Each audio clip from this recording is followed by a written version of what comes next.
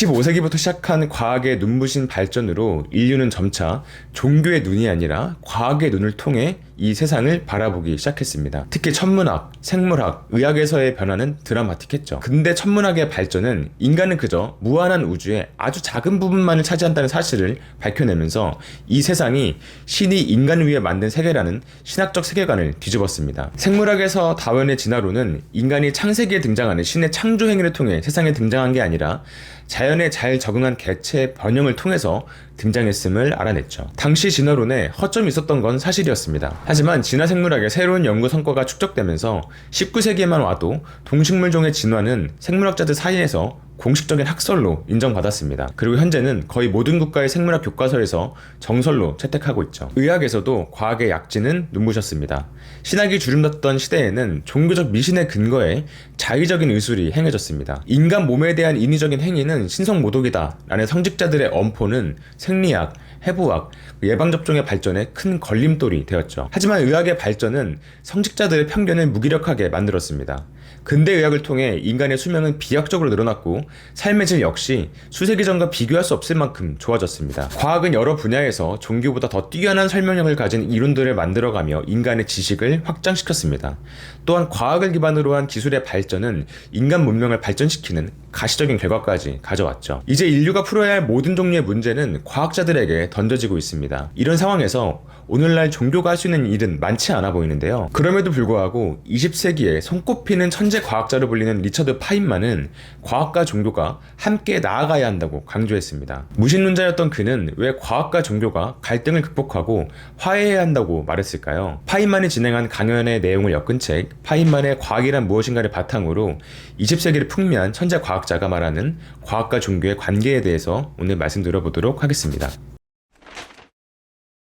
먼저 파인만은 과학의 관점에서 세상을 바라보는 사람은 두 가지 이유에서 종교와 갈등을 빚을 수밖에 없다고 설명합니다. 첫 번째 이유는 과학이 의심의 중요성을 강조하기 때문입니다. 과학은 100% 확실한 지식은 없다라는 생각을 바탕으로 모든 것에 의문을 던지는 자세를 강조합니다. 그 자세를 통해서 우리가 가진 지식들을 얼마만큼 참이나 말할 수 있는지를 끈질기게 파고들죠. 의심의 중요성을 강조하는 과학은 종교와 사이좋게 지내기가 어렵습니다. 과학이 강조하는 태도가 의심인데 반해 종교가 강조하는 태도는 믿음이기 때문이죠. 확신 가득한 어투로 일단 믿으라 라고 말하는 종교와 의심 가득한 눈빛으로 그걸 어떻게 확신할 수 있는가 하며 끝없는 물음을 던지는 과학은 서로 친하게 지낼 수 없는 태생적인 학문적 특징을 가지고 있는 것이죠. 이어서 두 번째 이유는 밝혀진 과학적 사실들과 종교적 세계관이 양립하기 어렵기 때문입니다. 우주는 무한하다고 말할 정도로 큽니다. 우주적 관점에서 지구는 태양 주위를 도는 먼지에 불과하고 그 태양마저도 우리 은하 안에 존재하는 천억 개의 별들 중 하나입니다.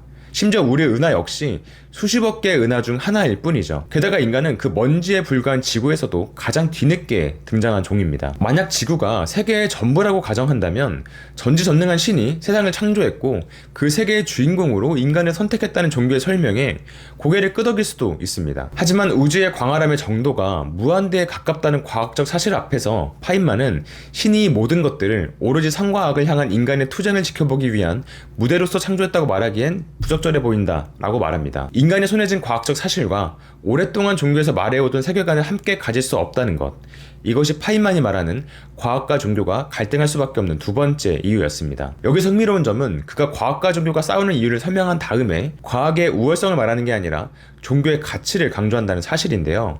무신론자이자 뛰어난 과학자였던 그는 왜 종교의 가치를 강조했던 것일까요? 근대를 시작으로 과학은 종교의 도움 없이도 세계의 비밀을 풀어나가는 역할을 충실히 하고 있습니다. 남은 과제는 과학과 기술의 힘으로 미지의 영역을 인간이 가진 이해의 틀 안으로 집어넣는 것밖에 안 남은 것처럼 보이는데요. 하지만 파인만은 여전히 종교가 담당해야 하는 역할이 존재하며 인류는 과학과 종교라는 두 가지 유산을 함께 지켜나가야 한다고 강조합니다. 파인만에 따르면 종교는 세 가지 역할을 담당합니다. 첫 번째로 종교는 세상에 존재하는 것들에 대해 설명하고 인간은 어떤 존재이며 신은 누구이고 어떤 역할을 담당하는지 말해줍니다. 이는 종교의 형이상학적 측면입니다. 두 번째로 종교는 우리가 어떻게 행동하고 살아가야 하는지를 말해줍니다. 예를 들어 종교는 이웃을 사랑하라, 살인을 저지르지 말라, 거짓말을 하지 말라와 같은 도덕규범에 당위성을 부여하는 역할을 합니다.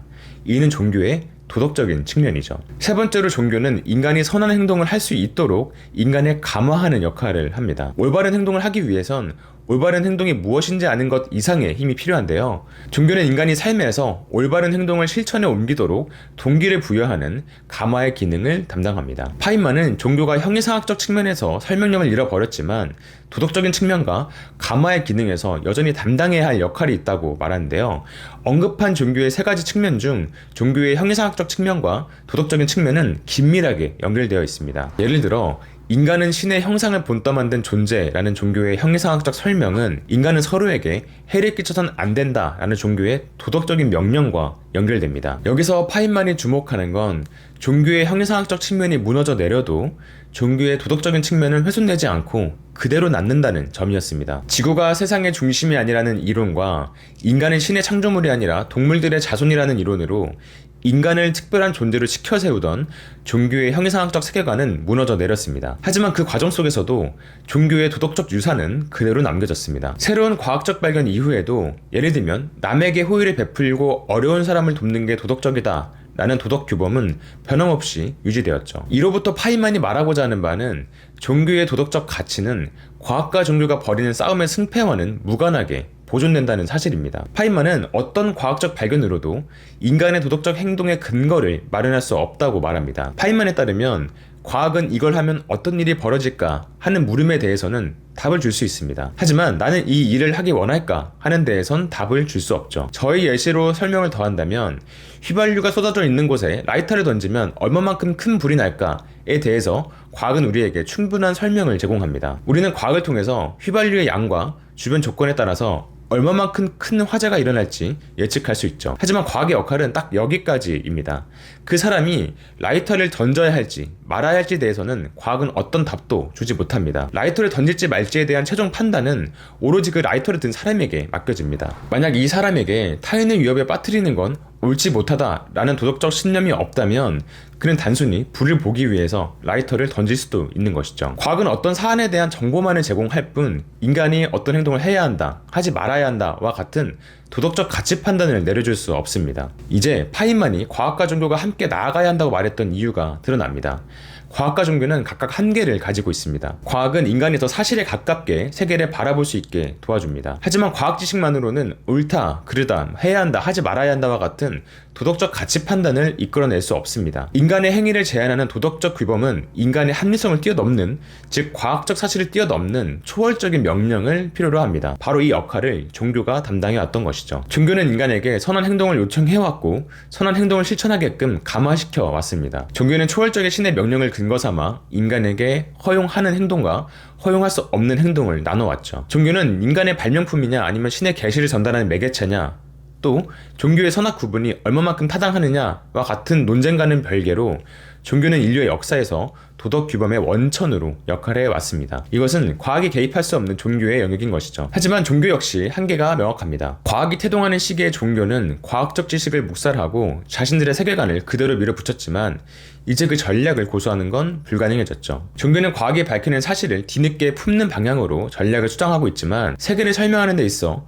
과학이 종교보다 더 뛰어난 설명력을 가진다는 점을 부인하기는 어렵습니다. 이렇게 파인만은 과학과 종교가 각각 할 수 있는 역할과 지니고 있는 한계를 논한 다음에 과학과 종교가 상호 보완하여 서로가 가진 장점만을 극대화하는 방법은 없는지 논의하자고 제안합니다. 이 세계를 설명할 때는 과학의 성과를 온전히 받아들이면서 이와 동시에 사람들에게 도덕적인 삶을 살기를 요청하는 종교의 순기능을 강화하는 방법을 찾자는 것이죠. 파인만은 서구 문명이 모든 것이 불확실하다라는 생각에서 끊임없이 의심하는 태도로 지식을 확장해온 과학적 유산과 사랑의 실천, 형제, 인간적 가치를 강조하는 종교적 유산 위에서 건설되었다고 말합니다. 그렇기 때문에 과학과 종교가 서로 갈등했던 불행한 역사를 극복하고 함께 공존할 수 있는, 어쩌면 불가능할지도 모르는 이 목표를 달성할 방법을 고민해야 한다고 말합니다. 이것이 과학과 기술의 시대에서 태어난 천재 과학자가 종교의 가치를 강조했던 이유였습니다. 이제 파인만의 생각에 대한 저의 의견을 한번 말씀드려 보겠습니다. 과거의 역사를 반추하면서 그리고 삶의 경험에서 종교에 관한 부정적인 시각을 가질 수 있습니다. 하지만 아무리 종교에 대해 비판적인 생각을 가진 사람이라도 지역사회에서 어려운 이웃을 돕기 위해 발벗고 나서는 종교인들까지 비판하지는 못할 겁니다. 저는 파인만의 의견에 상당 부분 동의합니다. 종교가 가진 형이상학적 측면, 도덕적인 측면, 가마의 기능 이렇게 세 가지 면모를 고려한다면 한 가지 면만의 문제 삼아 종교에 대한 가치 평가를 끝내는 건 섣부른 일이죠. 이런 점에서 과학과 종교의 공존을 고민하자는 파인만의 제안에는 우리가 숙고해볼 만한 충분한 가치가 있다고 생각하는데요. 하지만 저는 오늘날에 종교가 도덕규범의 원천으로 얼마만큼 역할을 할 수 있을지에 대해서는 의문이 있습니다. 가까운 미래에 등장을 예고한 혁신 기술은 기존에 없던 새로운 도덕적 기준을 요구합니다.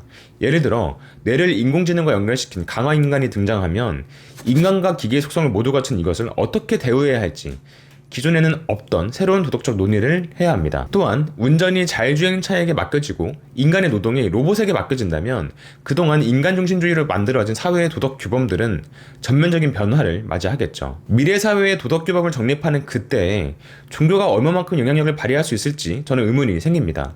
이런 점에서 제가 주목하는 건 종교의 도덕적 기능보다는 가마의 기능인데요. 제가 생각하는 종교가 인간에게 주는 가장 큰 선물은 바로 감사함을 느낄 수 있게 한다는 점입니다. 감사함은 나에게 무조건적으로 베푸는 대상을 전제합니다. 이런 점에서 감사함을 가장 극적으로 느끼게 해주는 대상은 바로 신이겠죠. 끈끈했던 공동체의 유대가 약해지고 사회가 개인의 선택과 판단을 존중하는 방향으로 나아갈수록 우리가 일상에서 감사함을 느낄 가능성은 낮아집니다. 집단적 질서가 아닌 개인의 판단에 따라 인간관계가 성립하는 개인주의 사회에선 베품과 희생보다는 각자의 손익을 따지는 합리적인 판단 능력이 더 중요해지기 때문인데요. 하지만 이러한 시대적 흐름 속에서도 종교적 감수성만 갖는다면 우리는 일상에서 감사함을 느낄 수 있습니다. 모든 이의 삶을 신의 선물이라고 여기는 종교는 개인의 삶에 감사함이 깃들게 합니다. 투철한 종교적 신념을 가지고 있다면 불행한 상황에서도 이 불행마저도 신이 나를 위해 내린 선물이다 라는 생각으로 감사하는 마음을 갖는 게 가능합니다. 어떤 관점에서는 삶에서 감사함을 느낀다는 게 사소한 문제로 보일 수도 있습니다. 하지만 눈부신 경제성장을 이룩한 한국에서 개인의 행복도를 측정하는 지표가 좋아지지 않는다는 사실은 경제적인 요인뿐만 아니라 개개인이 자신의 삶을 바라보는 태도가 행복지수에 얼마만큼 큰 영향을 주는지 잘 보여줍니다. 저는 개인의 삶에 감사함이라는 감정을 불어넣는 것이 한국 사회의 병폐를 치료할 효과적인 백신이라고 생각하는데요. 지금부터는 그 이유를 좀 더 말씀드려보도록 하겠습니다. 한국에서는 능력에 따른 보상의 능력주의가 공정으로 불립니다. 어느새 모든 사람이 동등한 삶의 질을 누릴 수는 없다. 더 극단적으로는 그래서는 안 된다라는 생각이 자리 잡았죠. 삶의 수준의 격차는 오늘날 개인이 감당해야 하는 사적인 문제가 되어가고 있습니다. 만약 정부가 능력에 따른 보상의 원칙을 침해하지 않으면서도 공공에 처한 사람들을 구제할 정도의 여력이 있다면 능력주의로 인한 사회 문제를 해결할 수 있을지도 모릅니다. 하지만 내답할 수 있는 자원도 가지고 있지 않고 대대적인 증세에 국민의 동의를 이끌어낼 만한 정치력도 부족한 이 땅의 정부에게서 불행에 빠진 개인을 구출해줄 거란 기대감을 갖기는 어려워 보입니다. 그렇다면 이제 남은 건 어떻게 개인들이 자신의 삶을 긍정하게 만들 것인가 하는 과제일 텐데요. 경쟁에서 뒤처지거나 사회에서 인정받지 못하는 사람에게 남은 선택지가 자신의 삶을 비관하는 것밖에 없다면 한국은 OECD 국가 중 자살률 1위라는 오명에서 벗어나지 못할 겁니다. 그런데 만약 불행에 처한 상황에서도 개인들이 스스로 가진 것에 감사함을 느끼고 자신의 삶을 긍정할 수 있다면, 그로부터 더 나은 내일을 위한 삶의 동력을 얻을 수 있다면 이것만으로 한국 사회의 문제를 해결할 실마리를 찾을 수 있습니다. 이런 점에서 저는 감사함이라는 키워드에 주목해야 한다고 생각합니다. 또한 많은 사람들이 자신의 삶을 긍정하고 일상에서 감사함을 느낄 수 있는 계기를 마련하는 것이 어쩌면 최고의 복지정책이 아닐까 하는 생각도 하죠. 만약 이 역할을 가장 잘할 수 있는 게 종교라면 종교적 감수성을 갖는 방법 말고는 오늘날 삶에서 감사함을 느끼는 계기를 마련하기 어렵다면 이로부터 저는 우리 시대에서도 종교가 담당해야 하는 역할이 있다고 봅니다. 그리고 이건 종교인과 비종교인을 떠나 공통적으로 인정할 수 있는 종교가 가진 힘이라고 생각합니다. 이런 지점에서 종교가 현대사회에서도 담당해야 하는 역할이 존재한다는 파인만의 생각에 저는 동의합니다. 여기까지 해서 오늘은 파인만의 강연을 엮은 책 파인만의 과학이란 무엇인가를 바탕으로 그가 말하는 과학과 종교의 관계를 말씀드렸고 이에 대한 저의 생각을 덧붙여 보았습니다. 과학과 종교는 어떤 관계를 만들어 가야 할까요? 그리고 과학의 시대에서 종교는 어떤 역할을 담당해야 할까요? 여러분들의 자유로운 생각을 댓글로 남겨주시길 바라겠습니다. 그럼 저는 오늘 영상을 여기서 마치고 다음에도 더 좋은 영상으로 돌아오도록 하겠습니다. 감사합니다. 북스토랑이었습니다.